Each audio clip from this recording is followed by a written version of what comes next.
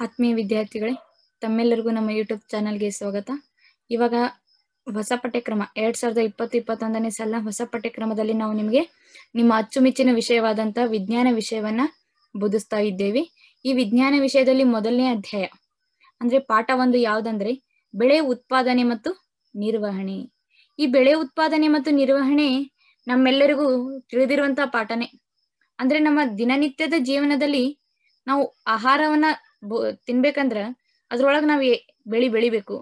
ಆ ಬೆಳೆಯನ್ನ ಯಾವ ರೀತಿ ಬೆಳಿಬೇಕು, ಉತ್ಪಾದನೆ ಯಾವ ರೀತಿ ಮಾಡ್ಬೇಕು ಮತ್ತು ನಿರ್ವಹಣೆನ ಹೇಗ್ ಮಾಡ್ಬೇಕು ಅನ್ನೋದನ್ನ ನೀವು ಈ ಅಧ್ಯಾಯದಲ್ಲಿ ಏನ್ ಮಾಡ್ತೀರಾ, ಕಲಿತೀರಾ. ಹಾಗಾದ್ರೆ ಇಲ್ಲಿ ಮೊದಲಿಗೆ ಕೃಷಿ ಮಾಡ್ಬೇಕಂದ್ರೆ ಅದಕ್ಕೆ ಕೆಲವೊಂದಿಷ್ಟು ಪದ್ಧತಿಗಳದಾವ್. ಹೌದು, ಆ ಪದ್ಧತಿ ಒಳಗ ಮೊದಲಿಗೆ ನಾವ್ ಏನ್ ಮಾಡ್ಬೇಕು, ಒಂದು ನಮ್ಮಲ್ಲಿ ಹೊಲ ಇರ್ತೈತಿ. ಆ ಹೊಲವನ್ನ ನಾವು ಹೊಲ ಬೆಳಿಪ ಹೊಲ ಬೆಳಿಪ ನೀನ ಅಂತ ಹೇಳಿ ನಿಂತ ಹೇಳ ಬಂದ್ರೆ ಬೆಳಿ ಬೆಳಿತೈತೆ ಅನ್ನೋದು ಇಲ್ಲ. ಅಲ್ಲೇ ನಾವು ಮೊದಲಿಗೆ ಕೆಲವೊಂದಿಷ್ಟು ಪದ್ಧತಿಗಳನ್ನ ಅನುಸರಿಸಬೇಕಾಗತ್ತ. ಆ ಪದ್ಧತಿ ಒಳಗ ಮೊದಲನೇದೇನಂದ್ರೆ ಬೆಳೆ ಅಂದ್ರೆ ಏನು, ಒಂದು ಸ್ಥಳದಲ್ಲಿ ಒಂದೇ ರೀತಿಯ ಸಸ್ಯಗಳನ್ನು ದೊಡ್ಡ ಪ್ರಮಾಣದಲ್ಲಿ ಬೆಳೆದು ಕೃಷಿ ಮಾಡುವುದಕ್ಕ ನಾವು ಬೆಳೆ ಅಂತ ಕರಿತೀವಿ. ಈಗ ಒಂದು ಹೊಲ ಇರ್ತೈತಿ, ಹೌದಾ? ಆ ಹೊಲದಾಗ ಇದೊಂದು ಹೊಲ ಅಂತ ತಗೊಂಡ್ರೆ ನೀವು ಇಲ್ಲಿ ಒಂದೇ ರೀತಿಯ ಸಸ್ಯಗಳನ್ನ ಹಚ್ತೀರಿ, ಹೌದಾ? ಬೇರೆ ಬೇರೆ ರೀತಿಯ ಸಸ್ಯಗಳನ್ನು ಹಚ್ಚಬಹುದು, ಆದ್ರೆ ಇಲ್ಲಿ ಒಂದೇ ರೀತಿಯ ಸಸ್ಯಗಳನ್ನ ಹಚ್ಚೋದಕ್ಕ ನಾವು ಬೆಳೆದವುಗಳನ್ನ ನಾವೇನ್ ಮಾಡ್ತೀವಿ, ಕೃಷಿ ಮಾಡ್ತೀವಿ. ಅದಕ್ಕ ನಾವು ಬೆಳೆ ಅಂತ ಕರಿತೀವಿ. ಈಗ ನಿಮ್ಮ ಹೊಲದಾಗ ಏನ್ ಬೆಳಿ ಬೆಳೆದಿರಿ, ಗೋಧಿ ಬೆಳೆದೇವಿ, ಜೋಳ ಬೆಳೆದೇವಿ, ಅಕ್ಕಿಯನ್ನ ಬಿತ್ತೇವಿ, ಹೌದಾ? ಅಕ್ಕಿ ಮೀನ್ಸ್ ಭತ್ತ ಬೆಳೆದೇವಿ ಅಂತ ನೀವೇನ್ ಮಾಡ್ತೀರಿ, ಹೇಳ್ತೀರಿ. ಅದಕ್ಕೆ ನಾವೇನಂತ ಕರಿತೀವಿ, ಬೆಳೆ ಅಂತ ಕರಿತೀವಿ. ಹಾಗಾದ್ರೆ ನೀವು ಡೆಫಿನಿಷನ್ ಏನಂತ ನೆನ್ಪಿಟ್ಕೋಬೇಕು, ಬೆಳೆದು ಒಂದು ಸ್ಥಳ ಇರ್ತೈತಿ, ಒಂದು ಸ್ಥಳ, ಆ ಸ್ಥಳದಾಗ ಒಂದೇ ರೀತಿಯ ಸಸ್ಯಗಳನ್ನ ನಾವು ದೊಡ್ಡ ಪ್ರಮಾಣದಾಗ ಬೆಳಿಬೇಕು. ಅದಕ್ಕೆ ನಾವು ದೊಡ್ಡ ಪ್ರಮಾಣದಲ್ಲಿ ಬೆಳೆದು ಕೃಷಿ ಮಾಡುವುದಕ್ಕೆ ನಾವು ಬೆಳೆ ಅಂತ ಕರಿತೀವಿ ಅಂತ ನೀವೇನ್ ಮಾಡ್ಬೇಕು, ನೆನಪಿಟ್ಕೋಬೇಕಾಗತ್ತ. ನೆಕ್ಸ್ಟ್ ಬರುವಂತದ್ದು, ಈಗ ಬೆಳೆ ಬೆಳೆದ್ವಿ, ಆ ಬೆಳೆ ಒಳಗೆ ಯಾವ ರೀತಿಯಾದಂತ ವಿಧಗಳದಾವು, ಅದರಲ್ಲಿ 2 ವಿಧಗಳದಾವ್. ಒಂದು ಖಾರಿಫ್ ಬೆಳೆ, ಇನ್ನೊಂದು ರಬಿ ಬೆಳೆ. ಹಾಗಾದ್ರೆ ಖಾರಿಫ್ ಬೆಳೆ ಅಂದ್ರೆ ಯಾವ ರೀತಿ ಬೆಳೆಗಳಿವು? ಖಾರಿಫ್ ಬೆಳೆ ಅಂದ್ರ ಮಳೆಗಾಲದಾಗ ಬಿತ್ತನೆ ಮಾಡ್ಬೇಕು. ಅವನು ಯಾವಾಗ ಮಳಿ ಬರ್ತಿರ್ತೈತಲ್ಲ ಅವಾಗ ಬಿತ್ತನೆ ಮಾಡುವ ಬೆಳೆಗಳಿಗೆ ನಾವು ಖಾರಿಫ್ ಬೆಳೆ ಅಂತ ಕರಿತೀವಿ. ಹಾಗಾದ್ರೆ ಬೆಳೆಗಳು ಯಾವು? ಜೋಳ ಆಗಿರ್ಬೋದು, ಸೋಯಾಬೀನ್ ಆಗಿರ್ಬೋದು, ನೆಲಗಡ್ಲೆ ಆಗಿರ್ಬೋದು, ಹತ್ತಿ ಆಗಿರ್ಬೋದು. ಇವೆಲ್ಲ ನಾವು ಮಳಿ ಬಂದಾಗ ಏನ್ ಮಾಡ್ತೇವೆ, ಬಿತ್ತನೆಯನ್ನ ಸ್ಟಾರ್ಟ್ ಮಾಡ್ತೇವಿ, ಅವಕ್ಕ ಖಾರಿಫ್ ಅಂತೇವಿ. ನೆಕ್ಸ್ಟ್ ಬರುವಂತದ್ದು ರಬಿ ಬೆಳೆ. ರಬಿ ಬೆಳೆಗಳನ್ನ ಯಾವಾಗ ಬೆಳಿತೀವಪ್ಪ ನಾವು? ಚಳಿಗಾಲದಲ್ಲಿ ಬೆಳಿತೀವಿ. ಚಳಿಗಾಲದಲ್ಲಿ ಬೆಳೆಯುವ ಬೆಳೆಗಳಿಗೆ ನಾವೇನಂತ ಕರಿತೀವಿ, ರಬಿ ಬೆಳೆ ಅಂತ ಕರಿತೀವಿ. ಹಾಗಾದ್ರೆ ರಬಿ ಬೆಳೆಗಳು ಯಾವ್ಯಾವಂದ್ರ ಗೋಧಿ ಆಗಿರ್ಬೋದು, ಬಟಾಣಿ, ಸಾಸ್ವಿ, ಅಗಸಿ, ಇವೆಲ್ಲವೂ ಕೂಡ ರಬಿ ಬೆಳೆಗಳು. ತಿಳಿತಲ್ಲ? ನೆಕ್ಸ್ಟ್, ಈಗ ಬೆಳೆಯನ್ನ ನಾವು ಬೆಳೆದ್ವಿ, ಆ ಬೆಳೆ ಒಳಗ್ ವಿಧವನ್ನ ನೋಡಿದ್ವಿ, ಹೌದಾ? ಈಗ ಉತ್ಪಾದನೆ ಮಾಡೋ ಮುಂದ ಮೂಲಭೂತ ಪದ್ಧತಿಗಳು ಯಾವುವು? ಪದ್ಧತಿಗಳು ಬೇಕಾ? ಈಗ ಮಣ್ಣನ್ನ ಹದಗೊಳಿಸ್ಕೋಬೇಕು ನಾವು. ಮನೆಯಕ್ಕೆ ಬೆಳೆಯನ್ನ ಬೆಳೆದು ಅದನ್ನ ಉತ್ಪಾದನೆ ಮಾಡ್ಬೇಕಂದ್ರೆ ನಾವು ಮನೆಯಕ್ಕೆ ಏನ್ ಮಾಡ್ಬೇಕು, ಮಣ್ಣನ್ನ ಹದಗೊಳಿಸ್ಕೋಬೇಕು. ಆ ಮಣ್ಣನ್ನ ಹದಗೊಳಿಸ್ಕೊಳೋದ ಇಲ್ಲಿ ಮೊದಲನೇ ಹಂತ. ಆ ಬೆಳೆ ಬೆಳೆಯುವ ಮೊದಲು ನಾವೇನ್ ಮಾಡ್ಬೇಕು, ಮಣ್ಣನ್ನ ಹದ ಮಾಡ್ಕೋಬೇಕು. ಆ ಹದವನ್ನ ಮಾಡುವಾಗ ನಾವು ಮುಖ್ಯ ಕೆಲಸ ಇದು. ಮಣ್ಣ ಹದ ಇರ್ಲಿಲ್ಲ ಅಂದ್ರೆ ಬೆಳೆ ಬೆಳೆಯಕ್ಕಾಗುತ್ತಾನೆ? ಇಲ್ಲ. ಒಂದ್ ಕಲ್ಲಿನ ಕುಟ್ರಿ ಒಳಗ್ ಹೋಗಿ, ಕಲ್ಲಿನ ಕುಟ್ರಿ ಮೀನ್ಸ್ ಬರೀ ಕಲ್ಲ ಇರ್ತಾವಲ್ಲಿ, ಆ ಕಲ್ಲು ಇದ್ದಲ್ಲೇ ಹೋಗಿ ಬೆಳೆ ಬೆಳೆಯಕ್ಕಾಗುತ್ತ ನಾವು? ಇಲ್ಲ. ಅಲ್ಲಿ ಕಡಿಮೆ ಮಟ್ಟದಾಗಾದ್ರೂ ಮಣ್ಣು ಬೇಕಾ? ಆ ಮಣ್ಣನ್ನ ನಾವು ಮೊದಲನೇ ಹಂತದಾಗ ಏನ್ ಮಾಡ್ಕೋಬೇಕು, ಹದ ಮಾಡ್ಕೋಬೇಕು. ನೆಕ್ಸ್ಟ್ ಆ ಮಣ್ಣನ್ನ ನಾವ್ ಏನ್ ಮಾಡ್ಬೇಕು, ತಿರುವಿ ಹಾಕ್ಬೇಕು, ಅಂದ್ರೆ ಸಡಲ್ ಮಾಡ್ಕೋಬೇಕು. ಬೇರುಗಳಿಗೆ ಆಕ್ಸಿಜನ್, ಬೇರುಗಳಿಗೆ ನಾವು ಸರಿಯಾಗಿ ಬೆಳೆಯಾಕ ಬೇರುಗಳು ಸಡ್ಲಿರೋದಕ್ಕ ಮಣ್ಣನ್ನ ನಾವ್ ಏನ್ ಮಾಡ್ಕೋಬೇಕು, ಸಡ್ಲ್ ಮಾಡ್ಕೋಬೇಕು. ಗಿಡ ನಮ್ಗೆ ಆಕ್ಸಿಜನ್ ಕೊಡ್ತಾವ, ಹೌದಾ?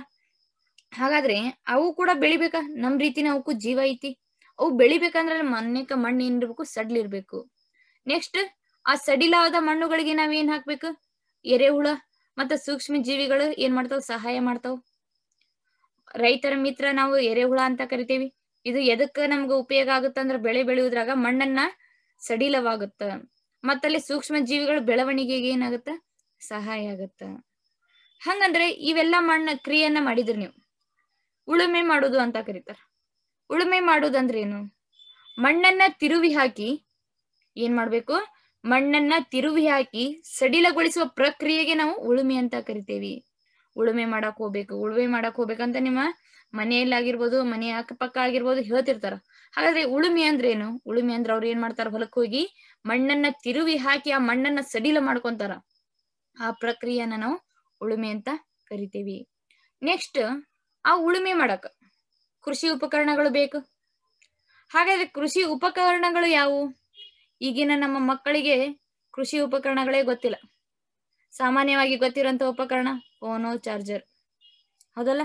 ಬಿಡ್ರಿ ಅವನ್ನೆಲ್ಲ ಬಿಟ್ಟು ಇವಾಗ ಪಾಠದ ಕಡೆ ಏನ್ ಮಾಡ್ರಿ, ಗಮನವನ್ನ ಹರಿಸ್ರಿ.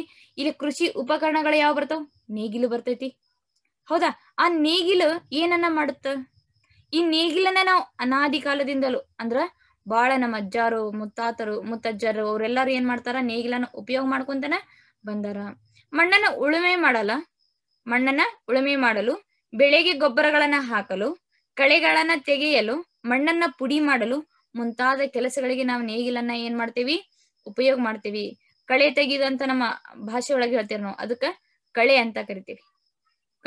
ಕಳೆ ತೆಗೆದಂತಿರಲ್ಲ, ಅದೇನದ ಕಳೆ ತೆಗಿಯಾಕ, ಮಣ್ಣನ್ನ ಪುಡಿ ಮಾಡಾಕ, ಮತ್ತ ಆ ಬೆಳೆಗೆ ಗೊಬ್ಬರವನ್ನ ಹಾಕಾಕ ನಾವೇನ್ ಮಾಡ್ತೇವಿ, ನೇಗಿಲನ್ನ ಉಪಯೋಗ ಮಾಡ್ಕೊಂತೇವಿ. ಇಲ್ಲ ಐತ್ ನೋಡ್ರಿ, 2 ಎತ್ತದವು, ಆ ಎತ್ತಿಗೆ ಹಾಕ್ಯಾರ ಇಲ್ಲಿ, ಇದೇನಿದು ನೇಗಿಲು. ಇಲ್ಲಿ ಇದ್ರ ಭಾಗಗಳದಾವ್ ನೋಡ್ರಿ, ನೇಗಿಲ ಕುಳ ಐತಿ, ಈಚು ಐತಿ, ನೊಗ ಐತಿ, ಹೌದಾ? ಹಾಗಾದ್ರೆ ಕುಳ ಹೆಂಗಿರ್ತ? ತ್ರಿಕೋನಾಕಾರದ ಕಬ್ಬಿಣದ ಚೂರನ್ನ ಹೊಂದಿದ್ದು, ಇಲ್ಲೈತಿ ನೋಡ್ರಿ ಕಬ್ಬಿಣದ ಚೂರು, ಇದು ತ್ರಿಕೋನ ಆಕಾರದ ಇರ್ತೈತಿ, ಕಬ್ಬಿಣದ ಚೂರನ್ನ ಹೊಂದಿರ್ತೈತಿ. ಅದನ್ನ ನಾವ್ ಏನಂತ ಕರಿತೇವಿ, ಕುಳ ಅಂತ ಕರಿತೇವಿ. ನೆಕ್ಸ್ಟ್ ಬರುವಂತದ್ದು ಈಚು. ಇದು ಈಚು ಏನಾಗಿರ್ತೈತಿ ಅಂತಂದ್ರ ಉದ್ದನೆಯ ಭಾಗವನ್ನ ಹೊಂದಿರ್ತೈತಿ. ಉದ್ದನೆಯ ಮರದ ತುಂಡಿಂದಾಗಿರ್ತೈತಿ. ಇದು ಮರದ ತುಂಡ ಅಂದ್ರ ಕಟ್ಟಿಗೆಲಿ ಇದನ್ನ ಏನ್ ಮಾಡಿರ್ತಾರ, ಈಚುವನ್ನ ಮಾಡಿರ್ತಾರ.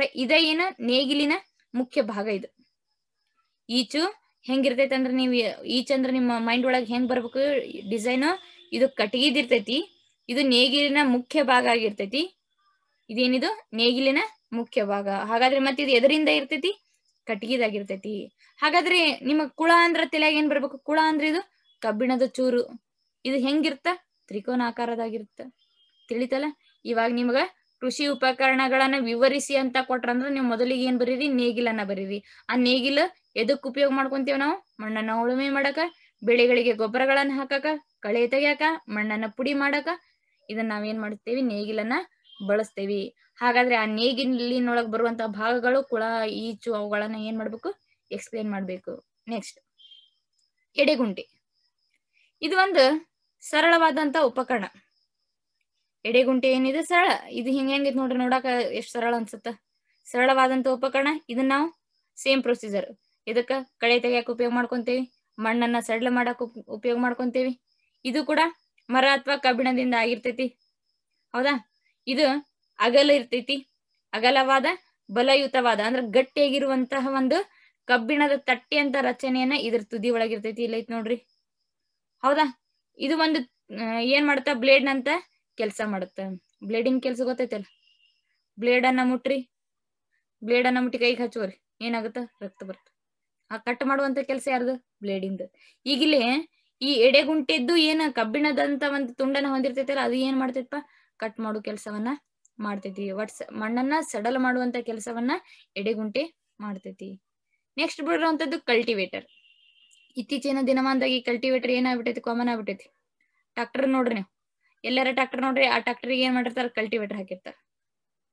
ಇದು ಹಾಗಾದ್ರೆ ಕಲ್ಟಿವೇಟರ್ನ ಕೆಲಸ ಏನು? ಕಲ್ಟಿವೇಟರ್ ಅನ್ನ ನಾವು ಉಳುಮೆ ಮಾಡಕ್ ಉಪಯೋಗ ಮಾಡ್ಕೊಂತೇವಿ. ಇದನ್ನ ಎದಕ್ ಹಾಕ್ತೇವೆ ಅಂದ್ರೆ ನಾವು ಟ್ರಾಕ್ಟರಿಗೆ ಹಾಕ್ತೇವಿ.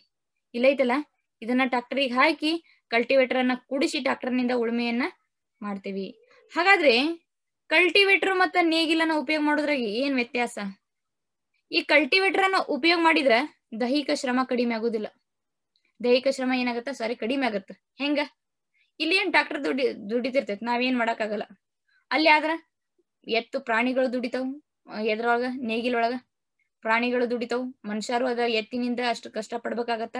ಆದ್ರೆ ಇಲ್ಲಿ ಒಬ್ಬ ರೈತ ಅಂದ್ರ ಒಬ್ಬ ಟ್ರಾಕ್ಟರ್ ಹೊಡೆಯವ ಇದ್ರ ಸಾಕಿಲ್ಲಿ ನೇಗಿಲನ್ನ ಮಾಡ್ಬಹುದು. 2-3 ಜನ ಏನ್ ಮಾಡ್ಬೋದು, ಇಲ್ಲಿ ನೇಗಿಲನ್ನ ಸರಳವಾಗಿ ಮಾಡ್ಬಹುದು. ಇಲ್ಲಿ ದೈಹಿಕ ಶ್ರಮಣ ಕೂಡ ಏನಾಗುತ್ತ, ಕಡಿಮೆ ಆಗುತ್ತ. ಮತ್ ಸಮಯ ಉಳಿತಾಯ ಆಗುತ್ತೆ. 2 ದಿನ ಮಾಡುವಂತ ಕೆಲಸವನ್ನ ಒಂದೇ ದಿನದಲ್ಲಿ ಕಲ್ಟಿವೇಟರ್ ಏನ್ ಮಾಡುತ್ತಾ ಮಾಡಿ ಮುಗಿಸುತ್ತ. ತಿಳಿತಲ್ಲ ಕಲ್ಟಿವೇಟರ್ನ ಉಪಯೋಗ. ನೆಕ್ಸ್ಟ್ ಬರುವಂತದ್ದು ಬಿತ್ತನೆ. ಈಗೆಲ್ಲ ಹೊಲ ರೆಡಿ ಮಾಡ್ಕೊಂಡ್ವಿ. ಈಗ ನೆಕ್ಸ್ಟ್ ಏನ್ ಮಾಡ್ಬೇಕು, ನಾವು ಬಿತ್ತನೆ ಮಾಡ್ಬೇಕು. ಬಿತ್ತನೆ ಮಾಡೋದೊಂದು ಉತ್ತಮವಾದಂತ ಭಾಗ. ಬಿತ್ತನೆ ಬೆಳೆ ಉತ್ಪಾದನೆಯೊಳಗ ಒಂದು ಅತ್ಯಂತ ಪ್ರಮುಖವಾದಂತ ಭಾಗ.